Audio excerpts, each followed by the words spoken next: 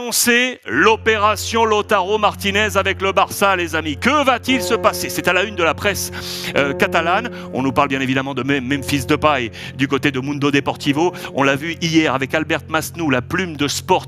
Ça devrait être imminent. Ça devait être hier, vendredi.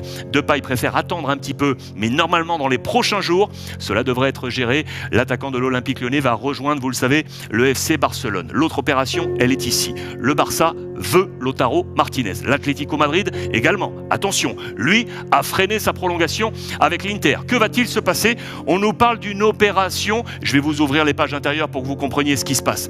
Lautaro Martinez, c'est à cerca. Il se rapproche, les amis. Vous savez que l'Inter devrait perdre Achraf Hakimi, peut-être au Paris Saint-Germain, le latéral international marocain. Qui pour le remplacer? Eh bien, l'Inter aurait mis sur ses tablettes le Brésilien Emerson, qui était la saison passée au Betis, qui appartient au Barça. Le Barça l'a récupéré et le Barça pourrait le mettre dans la nacelle pour éventuellement voir le prix de Lautaro baisser et venir voir Lautaro Martinez venir retrouver ses coéquipiers, le Kun Agüero et Lionel Messi, ses coéquipiers de la sélection argentine. L'opération Barça est en marche côté FC Barcelone. Alors que dans le même temps, la purge en interne continue. J'utilise bien ce terme de purge parce que le président Laporta est en train de liquider tout ce qu'il y avait avant. Il veut place neuve, place nette. Regardez, le dernier en date qui est tombé, c'est lui. El Barça despide à García Pimienta. García Pimienta, c'est lui, c'est l'entraîneur de l'équipe réserve. C'est un gros nom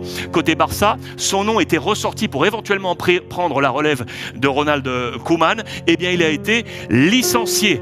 Out pour lui. Et celui qui devrait le remplacer, vous le connaissez, Sergi Barjuan. Vous vous en souvenez du latéral du Barça. C'est lui qui devrait prendre les commandes. Il n'est pas le seul à être évincé. Regardez, la liste est là. Je vous en montre juste un que vous connaissez également. L'ancien joueur responsable actuellement des relations internationales du Barça, c'est Guillermo Amor. Guillermo Amor est out. Ils sont plusieurs à être sortis. La purge du président Laporta qui continue. Le petit mot du capitaine Piqué, qui a tout simplement dit qu'il voulait rester coûte que coûte au Barça. Il n'ira pas ailleurs. Si le Barça ne veut plus de lui, il arrête sa carrière. Il a toujours en tête d'être peut-être un jour le futur président du Barça. Il l'a une nouvelle fois rappelé. Les informations Atlético Madrid pour vous montrer quoi? Ici dans les colonnes de As, Luis Suarez, l'ancien du Barça, qui est sur l'Olympe de l'Atlético. Pourquoi? Parce que ces chiffres ont été tellement forts cette année sur le nombre de buts marqués par rapport au ratio avec le temps de jouer qu'il est tout simplement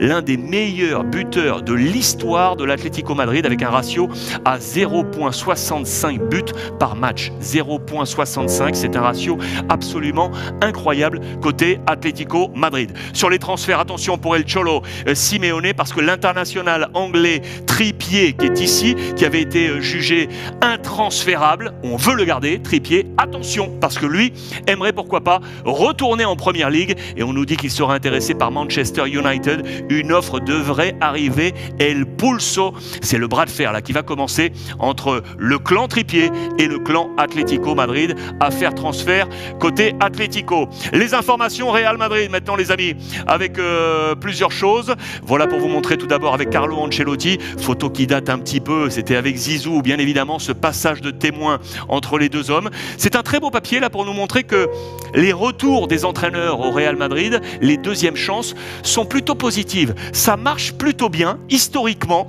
côté Real Madrid. La dernière preuve, c'est bien évidemment Zinedine Zidane qui est revenu et qui a remporté les 3 Ligues des Champions. Il n'est pas le seul, il y a également du Fabio Capello qui était là au milieu des années 90, titre de champion, et qui était revenu au début des années 2000, titre de champion également. Il y a également du Vicente Del Bosque, lui aussi retour gagnant. On espère que ce retour sera également gagnant pour Carlo Ancelotti côté Real Madrid. On a relevé également ça là. Conférence de presse, vous l'avez peut-être entendu, de Kylian Mbappé. Question posée sur son avenir au Paris Saint-Germain. Réponse de Kylian Mbappé pour amener le doute encore et encore. Et si le Paris Saint-Germain je ne sais pas si le PSG est le meilleur endroit pour moi, pour poursuivre ma carrière. Je ne sais pas si le Paris Saint-Germain est le meilleur endroit pour moi pour poursuivre ma carrière. Que va-t-il se passer avec Kylian Mbappé? Ça, les Espagnols adorent, vous pouvez vous en douter, pour prolonger le suspense autour de ce mercato. Regardez, je vous parle encore du Real Madrid avec l'affaire Sergio Ramos. Va-t-il partir, oui ou non? En tout cas, côté Real, on veut le garder. Le grand Toni Kroos, en marge de la sélection allemande dans cet Euro, le dit très clairement: je veux que Ramos poursuive. Il est tout simplement le meilleur capitaine que j'ai eu de ma carrière. Le meilleur capitaine, Sergio Ramos. Lui, c'est ce que c'est. C'est l'ancien du Real Madrid, Iker Casillas, qui lui aussi s'est prononcé sur Ramos. Vivement, faites que Ramos prolonge au Real Madrid. Il a également validé et adoubé le retour de Carlo Ancelotti. Voilà qui est joué. Information également, transfert rapidement côté italien, pour vous montrer quoi, les amis? Que du côté de l'AC Milan, on en a parlé hier. Allez jeter un coup d'œil sur l'édition d'hier sur YouTube.